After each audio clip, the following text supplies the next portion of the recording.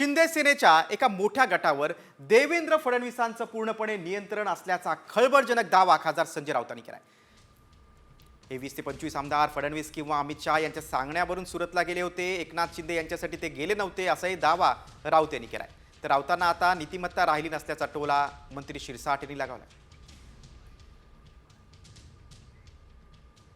शिंदे गटातल्या किमान 20 ते 25 आमदारांच्या गटावर देवेंद्र फडणवीस यांचं पूर्ण नियंत्रण आहे। कारण हे 20-25 लोक जे आहेत हे देवेंद्र फडणवीस किंवा अमित शहा यांच्या सांगण्यावरून सुरतला गेले, एकनाथ शिंदेसाठी नाही। आणि आजही त्यांच्यावर कंट्रोल हे फडणवीसांचाच आहे आणि उरलेले लोक आहेत ते चलबिचल आहेत, चंचल आहेत। तेव्हा आपण पुन्हा मागे फिरायचं का, असा एक विचार त्या पक्षात सुरू आहे, ही माझी माहिती आहे।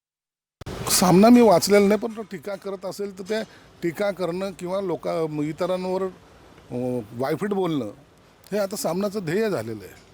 म्हणून त्याला आता नीतिमत्ता राहिलेली नाही, त्यांना चांगल्या गोष्टी कोणत्या सहन होत नाहीत, म्हणून आम्ही त्यांची काळजीसुद्धा करत नाही। खासदार राऊतांच्या या खळबळजनक दाव्यानंतर आता पुढची बातमी आहे मनोज जरांगेंनी धनंजय मुंडेंवर केलेल्या टीकेची। धनंजय मुंडेंच्या टोळीमुळे जातीयवादाचा चौथा अंक सुरू झाला आहे आणि राज्यातील जातीयवादीचा हा नवा अंक भयंकर आहे, अशा शब्दात मराठा आंदोलक मनोज जरांगे पाटलांनी धनंजय मुंडेंवर निशाणा साधला आहे। त्या धनंजय मुंडेच्या टोळीमुळं चौथा अंक बघायला मिळाला जातीवादाचा।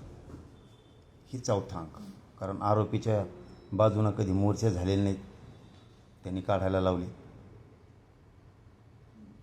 खंडाण्या गोळा करायला लावणं, सत्तेसाठी अमकं तमकं खुनं करणं, छेडछाडी करणं, ही जातीवादाचं जे अंक आहे ही भयंकर आहे, आरोपीच्या बाजूने उभा राहण्याचा। आता हे चौथा अंक आता नवीन त्याच्यामुळं बघायला मिळाला या राज्याला। दुसरीकडे सरपंच संतोष देशमुखांच्या कुटुंबियांनी भगवानगडावर महंत नामदेव शास्त्रींची आज भेट घेतली। त्यावेळी सरपंच हत्या प्रकरणाचे सर्व पुरावे त्यांनी नामदेव शास्त्रींना दिलेत। दरम्यान भगवानगड देशमुख कुटुंबियांच्या पाठीशी राहणार असं आश्वासन नामदेव शास्त्रींनी दिलंय।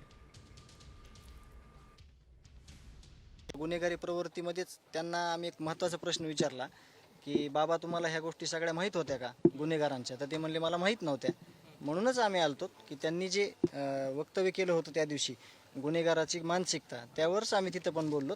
अतिशय चुकीचं आहे म्हणले हे, आणि गुन्हेगाराला जो कोणी पाठराखण करण, गुन्हेगाराचे जे पाठीमागं उभारण, तो खरा जातीवादी असं आम्ही देखील म्हणलो आणि ते देखील म्हणले की पहिल्यापासून भगवान बाबाला मानणारं कुटुंब आहे आणि संतोष अण्णाची शेती मुंडे परिवार करत होता। जातीय सलोखा पहिल्यापासून त्या गावामध्ये होता। ते आज हे सांगायला आलेले आहेत की आम्ही यापूर्वी ते किती वेळा गडावर आलेले आहेत, त्यांनी ते मोबाईलमध्ये फोटो दाखवलेले आहेत, भगवानगडाचेच आहेत। भगवानगड त्यांच्या कायम पाठीशी राहील, हे माझं आजची ग्वाही आहे आपल्याला। नामदेव शास्त्रींच्या वक्तव्यानंतर आता पंकजा मुंडे काय म्हणाल्यात बघूया। राजकारण म्हणजे गढूळ पाण्यात कपडे धुण्यासारखं आहे, मी किती दिवस त्यात तुरटी फिरवायची अशी खतखत मंत्री पंकजा मुंडेंनी व्यक्त केली। काही लोक ठरून सुपारी घेऊन आरोप करतायत असं देखील पंकजा मुंडे बोलल्यात। कशातही आपलं नाव ओढतायत असा आरोप देखील पंकजा मुंडेंनी केलाय। जालन्यामध्ये आयोजित सत्कार कार्यक्रमात पंकजा मुंडे बोलत होत्या।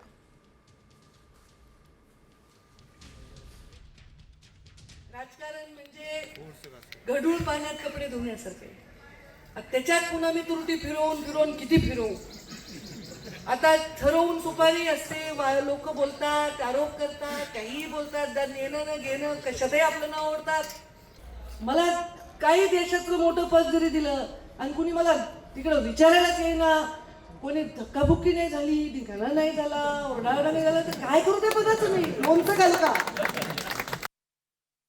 पुढची बातमी आता नांदेड जिल्ह्यातून एक राजकीय बातमी। महायुतीतील अंतर्गत वाद आता चव्हाट्यावर आलेला आहे। कार्यकर्त्यांची इच्छा असेल तर आगामी निवडणुका स्वबळावर लढू असं मोठं विधान भाजपचे नेते खासदार अशोक चव्हाण यांनी केले। त्यावर आता शिंदे गटाचे आमदार हेमंत पाटलांनी उत्तर दिले। आम्ही कोणाच्या विरोध लढतो असं नाही, घटक पक्षाच्या विरोध लढतो असं नाही आहे। माझं म्हणणं एवढंच आहे, आमचे कार्यकर्ते त्यांना वाटतं की साहेब काय होईल, आघाडी तुम्ही सोडून द्याल जागा, असं अजिबात काही ठरलेलं नाही। आणि तुम्ही जर म्हणलात तर स्वबळावर सुद्धा निवडणुका आम्ही लढू शकतो, हा निर्णय तुम्हाला घ्यायचा आहे। तुमचं जे मत येईल त्याप्रमाणे वरिष्ठांना मी कळवू। त्यांचं स्वबळ आहे तर आमचंही स्वबळ आहे ना, प्रत्येकाला जास्त त्याचा पक्ष वाढवायचा अधिकार आहे। आणि अशोक चव्हाण म्हणजे काही पूर्ण भाजपा नाही, तेव्हा माननीय पक्षश्रेष्ठी एकनाथ शिंदे साहेबांच्या, माननीय देवेंद्र फडणवीस साहेबांच्याही कानावरती या गोष्टी घालू. आजपर्यंत युती धर्म म्हणून विधानसभेमध्ये सर्व शिवसैनिकांनी भाजपचं काम केलेलं आहे. कदाचित ते नवीन भाजपमध्ये आलेले आहेत, त्याच्यामुळं युती धर्माविषयी थोडी कमी माहिती त्यांना असेल. नांदेडनंतर पुढची बातमी आता रायगड जिल्ह्यातून. रायगडच्या पालकमंत्री पदाबाबत राष्ट्रवादीचे प्रदेशाध्यक्ष सुनील तटकरे यांनी भाष्य केलेलं आहे. मुख्यमंत्री जो निर्णय घेतील तो मान्य असेल असं तटकरेंनी म्हटलंय.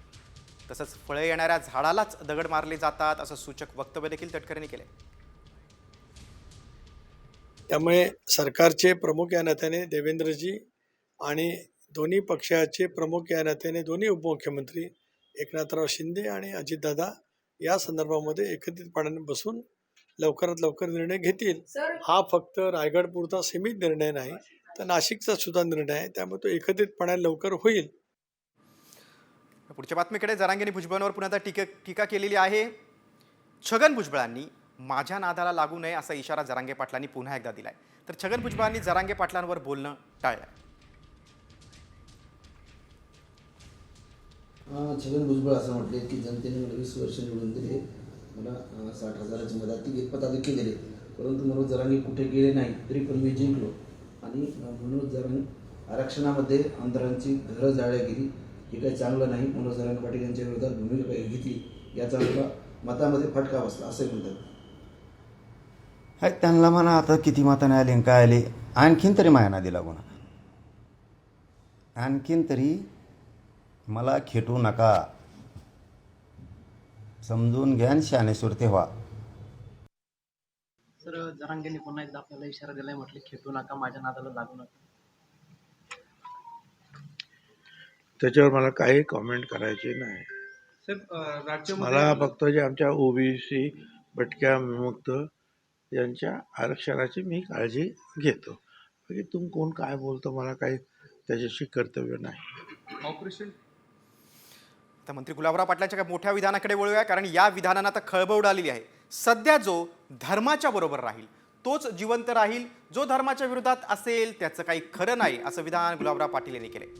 तर मनुष्य धर्मच हा मोठा धर्म म्हणत भुजबळांनी मात्र गुलाबराव पाटलांना खोचक टोला लागला.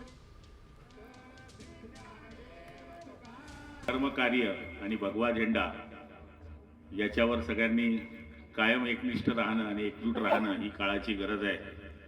आपण किती जातीपातीत वाटलो याच्यापेक्षा आपण पहिले हिंदू आहोत, मग इतर जातीचे आहोत.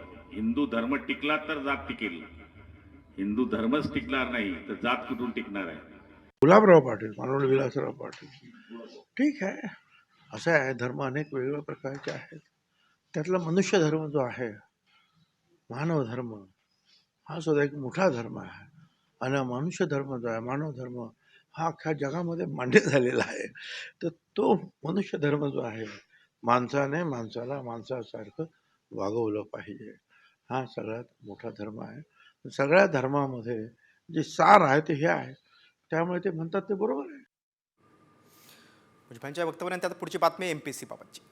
प्रश्नपत्रिका ही 40 लाखांना विकण्याबाबतच्या धक्कादायक ऑडिओ क्लिप प्रकरणी आता मोठी कारवाई करण्यात आलेली आहे. नागपूर पोलिसांनी दोघांना भंडारा जिल्ह्यातून अटक केली. आशिष कुलपे आणि प्रदीप कुलपे हे दोघं मुख्य आरोपी मात्र फरार आहेत. MPSC पूर्वपरीक्षेच्या प्रश्नपत्रिका 40 लाख रुपयांना विकण्यात येत असल्याची धक्कादायक माहिती एका व्हायरल ऑडिओ क्लिपमधून पुढे आली होती. एका एजंटच्या संवादाची ही ऑडिओ क्लिप साम टीव्हीच्या हाती लागली होती. या एजंटनं किशोर बाळासाहेब जाधव या विद्यार्थ्याला फोन केला होता आणि MPSCची प्रश्नपत्रिका हवी असल्यास थेट 40 लाख रुपयांची मागणी केली होती. या प्रकरणी चाकणमधूनही दोघांना अटक करण्यात आली होती. पुढची बातमी आता बुलढाणा जिल्ह्यातून. शेगाव तालुक्यातील जवळपास 15 गावांमध्ये गेल्या महिन्याभरापासून नागरिकांना केस गळती आणि त्यानंतर टक्कल पडण्याचा प्रकार समोर आलेला आहे. आता केंद्रीय यंत्रणेच्या तपासणीत सेलेनियम या जड धातूचं प्रमाण आढळून आलेलं आहे. या परिसरातील नागरिक जो गहू वापरतात त्या गव्हामध्ये सेलेनियमचं प्रमाण जास्त असल्याचं आढळून आलेलं आहे. केंद्राचं एक विशेष पथक गेल्या 3 दिवसापासून खामगाव येथील भारतीय खाद्य निगमच्या धान्य साठा ठेवून ठेवलेल्या गोदामात तपासणीसाठी आलेले आहे.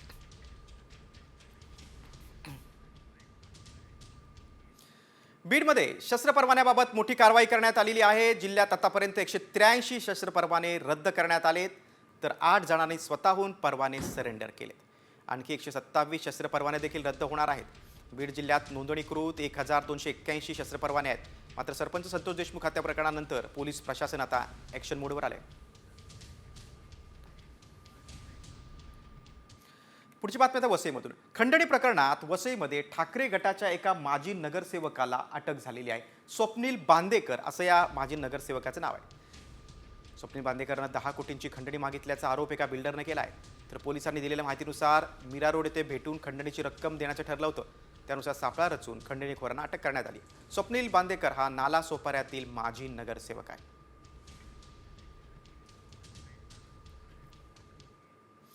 आता पुढच्या बातमीकडे. जीबी सिंड्रोमनं आता राज्याबाहेर देखील हातपाय पसरले आहेत. कारण महाराष्ट्र आणि पश्चिम बंगालनंतर आता जीबी सिंड्रोमनं आसाममध्ये देखील शिरकाव केला. आसाममध्ये एका खासगी रुग्णालयात जीबीचे संशयित 17 वर्षाच्या रुग्णाचा मृत्यू झाला आहे. 12वीत शिकणाऱ्या या मुलीला 10 दिवसांआधी ICUमध्ये दाखल केलं होतं.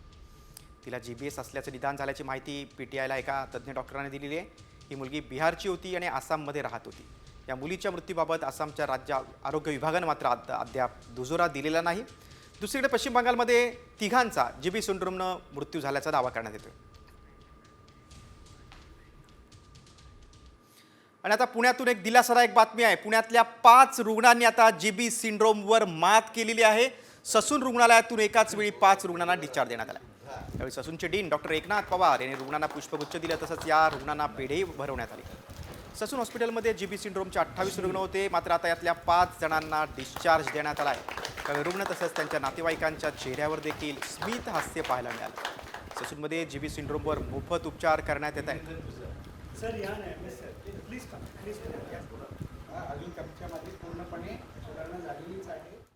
आनंदाची बातमी आज सांगेल की आपल्याकडचे 5 रुग्ण हे व्यवस्थितरित्या बरे होऊन त्यांना आपण आज रुग्णालयातून डिस्चार्ज देत आहोत.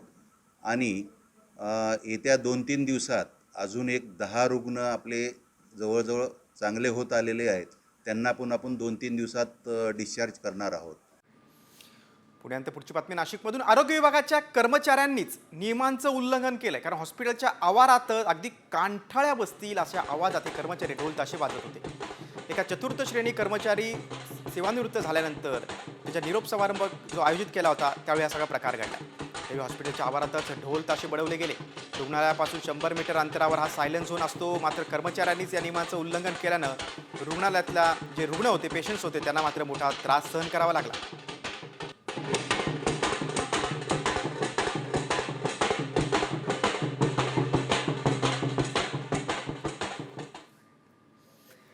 आता या कर्मचाऱ्यांवर काय कारवाई केली जाणार हे पाहणं खूप महत्त्वाचं आहे. आता पुढच्या बातमीकडे. बातमी हिंगोलीतून. आमदार संतोष बांगर यांनी अपघातग्रस्त वयोवृद्ध कुटुंबाला मदत केलेली आहे. औंढा राज्य महामार्गावर लिंबाळा MIDC परिसरात अपघात झाला होता. त्यात वयोवृद्ध कुटुंब गंभीर जखमी झालं. त्या कुटुंबाला आमदार संतोष बांगर यांनी स्वतःच्या गाडीतून रुग्णालयात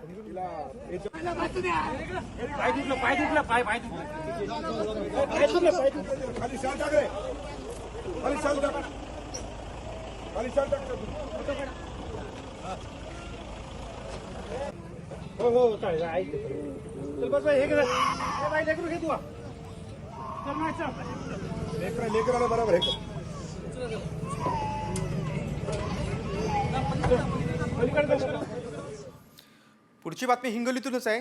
एक वेगळी बातमी आहे. आपण सर्वच जण प्रवास करायचा असेल तर 2 व्हीलर किंवा 4 व्हीलर वापरतो. सार्वजनिक प्रवास करायचा असेल तर बस किंवा ट्रेनने जातो. मात्र हिंगोलीचे असे एक आजोबा आहेत जे गेली 40 वर्ष फक्त घोड्यावरूनच प्रवास करतात. हो, हे खरं आहे. हिंगोलीतल्या सेनगाव तालुक्यातले 80 वर्षांचे भिकाजी गोरे गेले 40 वर्ष घोड्यावरून प्रवास करतात. अपघाताच्या भीतीपोटी त्यांनी हा हटके उपाय शोधून काढलाय. हे आजोबा दररोज 40 ते 50 किलोमीटरचा प्रवास घोड्यावरून करतात. मर्सिडीजपेक्षाही देखण्या राणी घोडीच्या टापांचा आवाज लोकांच्या कानी पडताच या आजोबांना पाहण्यासाठी लोक गर्दी करतात. पाहुण्यांकडे जायचं असेल किंवा मग बाजारात जायचं असेल तर हे आजोबा घोड्यावरूनच जातात. पुन्हा तिकडून पलटून आणा बापू. तिकडे घेऊन जाते मी घोडी पलीकडच्या भागामध्ये आणि तिकडून पळत आणा. खरं तर मित्रांनो गेल्या अशी वाटाणा अपघात व्हायला लागले म्हणून मी घोडीवर प्रवास करतो. बर हो हो. पेट्रोल लागतं का मग? पेट्रोलचे भाव वाढले.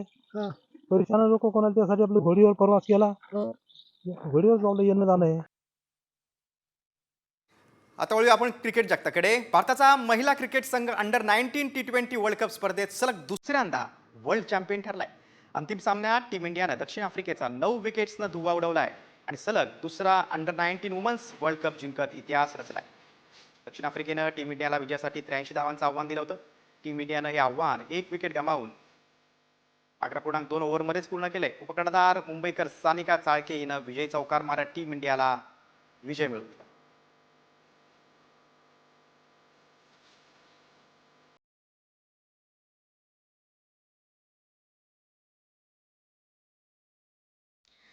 क्रिकेटच्या मैदानानंतर आपण वळूया आता कुस्तीच्या आखाड्याकडे.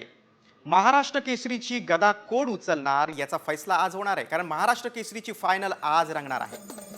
गादी विभागात नांदेडचा शिवराज राक्षे विरुद्ध पृथ्वीराज मोहोळ अशी लढाई रंगेल, तर माती विभागातून सोलापूरच्या महेंद्र गायकवाड विरुद्ध परभणीच्या साकेत यादव यांच्यात लढत होईल. या दोन्ही लढतीमधल्या विजेत्यांची फायनल खेळवली जाईल. उपमुख्यमंत्री अजित पवारांच्या उपस्थितीत या लढती रंगणार आहेत.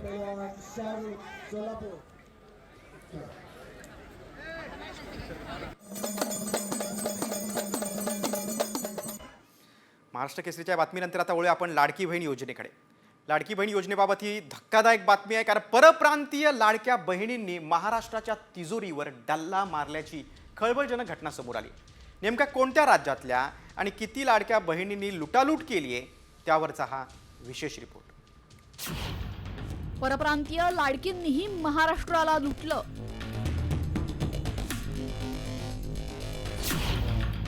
बोगस लॉग इन आयडीचे हजारो अर्ज.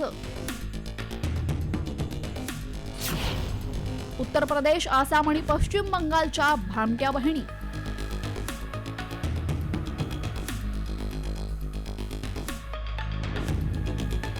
राज्यामध्ये तब्बल 30 लाख लाडक्या बहिणी नियमबाह्य असल्याची चर्चा सुरू असताना आता थेट परप्रांतीय लाडक्या बहिणींनी महाराष्ट्राच्या तिजोरीवर डल्ला मारल्याचं समोर आलंय.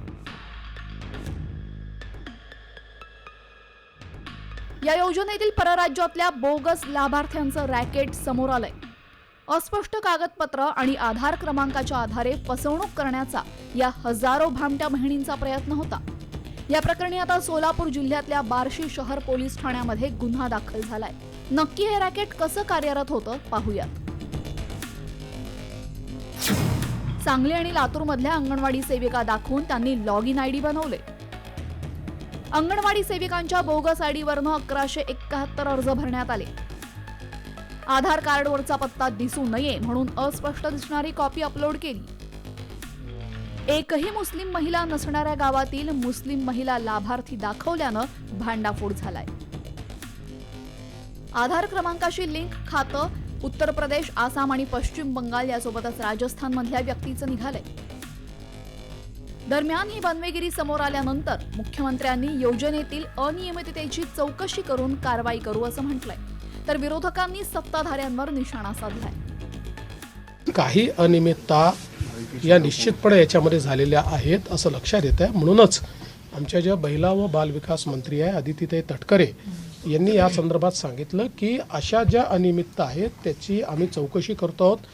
ज्या अनियमितता बाहेर येतील त्याच्यावर कारवाई देखील आम्ही करू आणि त्यासोबत त्यांना या यादीतनं बाहेर देखील काढू. मला असं वाटतं की जेव्हा इलेक्शनच्या आधी ज्या पद्धतीने एजन्सी, कुठल्या एजन्सीनी फॉर्म भरून घेतले? सरकारच्याच एजन्सी ना. जर सरकारच्याच एजन्सीनी फॉर्म भरून घेतले तर उत्तर सरकारने दिलं पाहिजे या सगळ्याचं. त्या योजनेचं काय आहे, कधी 2100 रुपये देणार आहेत? 2100 रुपये तर या महिन्यापासून यायला पाहिजे होते, जानेवारीपासून. का 2100 रुपये येत नाहीयेत? आणि आता ज्या सरकारनीच फॉर्म भरून दिले, अधिकाऱ्यांनी एवढे मोठे करोडो रुपये खर्च करून एवढे मोठे कार्यक्रम केले, राखी बांधून घेतली सगळ्यांकडून, त्याचा पुढे काय झालं? मग हे परत घेण्यासाठी तुम्ही हे कार्यक्रम घेतले, याचं उत्तर सरकारला द्यावं लागेल. आता अशा परप्रांतीय भामट्या बहिणींकडनं वसुली करण्यात येईल असं सोलापूरचे पालकमंत्री जयकुमार गोरे यांनी म्हटलंय. मोठा आर्थिक भार असलेल्या लाडकी बहीण योजनेचे तब्बल 2,34,00,000 लाभार्थी आहेत. आतापर्यंत 7 हप्ते लाडकीला मिळालेत. भविष्यात योजनेमध्ये फक्त अपेक्षित गरजू लाभार्थीच राहतील आणि बाकी श्रीमंत आणि बोगस अर्ज निकाली निघतील अशी आशा करूया. ब्युरो रिपोर्ट, साम TV. Ladki Bahin योजनेवरच्या special report नंतर आता कृषी जगतातल्या काही बातम्यांचा वेगवान आढावा घेऊया ॲग्रोवन टॉप 10 मधून. राज्यात व्यावसायिक पद्धतीनं कांदा बीजोत्पादन घेतलं जातं, मात्र गेल्या काही वर्षात बियाण्यांची वाढती मागणी लक्षात घेऊन नाशिकच्या शेतकऱ्यांकडून सुधारित पद्धतीनं कांदा बीजोत्पादन घेतलं जातंय. काही ठिकाणी घरगुती तर काही ठिकाणी व्यावसायिक पद्धतीनं बियाणं विक्री करण्याकडे शेतकऱ्यांचा कल आहे.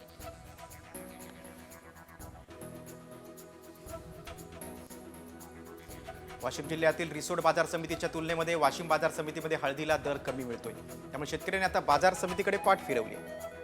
हळदीची केवळ 100 क्विंटल काल आवक झाल्याचं बघायला मिळालं. हिंगोलीत फळबाग उत्पादक शेतकरी मोठ्या संकटात सापडला. गेल्या काही दिवसांपासून संत्र्याच्या बागेवर रोगानं आक्रमण केलंय. लाल रंगाची चट्टे पडून ही फळं जमिनीवर गळून पडतायत, त्यामुळे शेतकऱ्यांचं आर्थिक नुकसान होत आहे. व्यापाऱ्यांनी देखील खरेदी केलेल्या बागा तोडणी न करण्याचा निर्णय घेतलाय.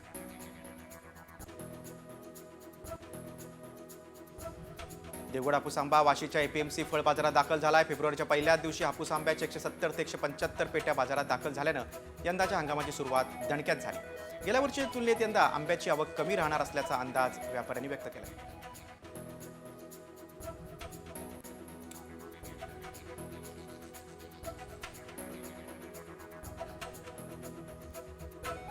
थंडी आणि दुपारच्या तीव्र उन्हामुळे घेवडा पिकावर करपा रोगाचा प्रादुर्भाव झाला आहे, त्यामुळे फुलकळीला पूर्णपणे गळती लागलेली आहे. घेवड्याचं संपूर्ण पीक धोक्यात आलंय. पीक वाचवण्यासाठी शेतकऱ्यांकडून कीटकनाशक फवारणीवर भर देण्यात आलाय. सध्या देशातील बहुतांशी बाजारात मिरची 12,000 ते 14,000च्या दरम्यान विकली जाते. मिरचीचे भाव पडल्यानं शेतकरी मात्र अडचणीत आलेत. दरावरील दबाव कायम राहील असा अंदाज बाजारातील अभ्यासकांनी व्यक्त केला. राज्यात सोयाबीन खरेदीला 6 फेब्रुवारीपर्यंत मुदतवाढ देण्याच्या निर्णयाला केंद्रीय कृषी मंत्र्यांनी मान्यता दिली आहे. परंतु शेतकऱ्यांनी 29 फेब्रुवारीपर्यंत खरेदीला मुदतवाढ देण्याची मागणी केली होती, मात्र केंद्र सरकारनं केवळ 6 दिवसांचीच मुदतवाढ दिली.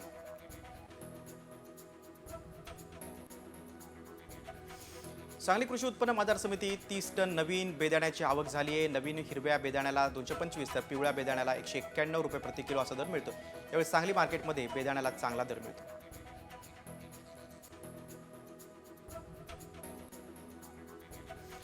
थंडीच्या वाढत्या प्रमाणामुळे आंब्याला मोहर येण्याची प्रक्रिया सातत्यानं सुरू आहे. अनेक ठिकाणी गावरान आंब्याला मोठ्या प्रमाणात मोहर आलेला पाहायला मिळतोय. फळांची गळती थांबावी, मोहरचं संरक्षण व्हावं यासाठी आता औषधांची फवारणीची लगबग सुरू आहे.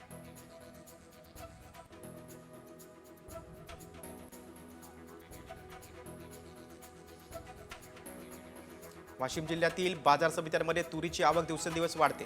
जिल्ह्यातील प्रमुख बाजार समिती आणि उपबाजारांमध्ये एकूण 12,000 क्विंटलपेक्षा अधिक तुरीची आवक झाली होती. त्यामध्ये वाशिम आणि कारंजा बाजार समितीत प्रत्येकी 4,500 क्विंटल तुरीची आवक होती.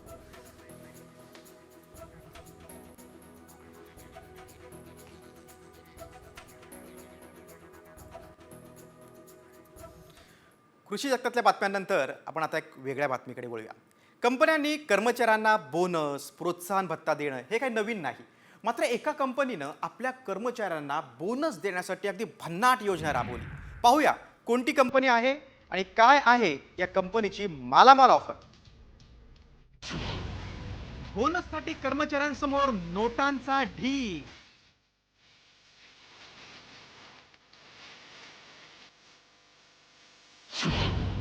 "15 मिनिटात जितके पैसे मोजाल तेवढा बोनस." कर्मचाऱ्यांना मालामाल करणारी ऑफर.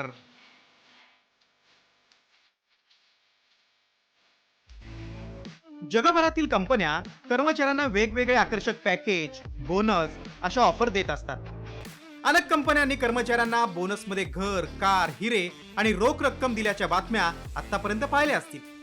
गुजरातमधील हिरे व्यापारी सौजी ढोलकिया यांनी दिवाळीचा बोनस म्हणून चक्क 600 कर्मचाऱ्यांना कार भेट दिली होती. तसंच काही वर्षांपूर्वी त्यांनी 1200हून अधिक कर्मचाऱ्यांना फ्लॅट बोनस म्हणून गिफ्ट केले होते. आता अशाच एका कंपनीच्या अनोख्या बोनसची जगभर चर्चा होते. या कंपनीनं टेबलावर नोटांचा ढीग ठेवला आणि तुम्ही जितके पैसे मोजाल तितके पैसे तुमचे आणि तोच तुमचा बोनस असं जाहीर केलं. मग काय, कर्मचाऱ्यांची पाची बोटं तुपात. अगदी अनेक कर्मचाऱ्यांच्या हातून पैसे ओसंडून वाहत होते. तुम्हाला उत्सुकता असेल, कर्मचाऱ्यांसमोर अशा पैशांचा ढीग ओतणारी कंपनी कोणत्या देशातील आहे? तर ही चीनमधील हेनान मायनिंग क्रेन नावाची कंपनी आहे. चीनमधील या कंपनीनं जगावेगळी कृती करून सर्वांचं लक्ष वेधलंय. तुम्ही 15 मिनिटात जेवढे पैसे मोजाल तेवढी रक्कम कर्मचाऱ्यांना बोनस म्हणून मिळेल अशी ऑफर कर्मचाऱ्यांना दिली. कंपनीने एका भल्या मोठ्या टेबलावर $11 मिलियन म्हणजे 70 कोटी रुपयांचा नोटांचा ढीग ओतला. जितके पैसे मोजाल तितके तुमचे. टेबलावरील बोनस वर्षभरासाठी असून ही ऑफर मात्र फक्त 15 मिनिटांसाठी असल्याचं कंपनी कर्मचाऱ्यांना सांगायला विसरली नाही. चीनमधील हा व्हिडिओ सोशल मीडियावर प्रचंड व्हायरल होतोय. कंपनीतल्या एका व्यक्तीनं 15 मिनिटात 100K युआन म्हणजे सुमारे 12 लाख रुपये मोजले आणि तेवढा बोनस मिळवला. अन्य कर्मचाऱ्यांनीही पैसे मोजून बोनस पदरात पाडून घेतला. कंपनीच्या बोनस देण्याच्या अनोख्या पद्धतीनं कर्मचारीही भारावून गेले होते. या व्हायरल व्हिडिओनंतर बोनसची अशी मालामाल ऑफर भारतातही कोणती कंपनी राबवणार का, अशा प्रतिक्रिया उमटू लागल्या. ब्युरो रिपोर्ट, साम टीव्ही.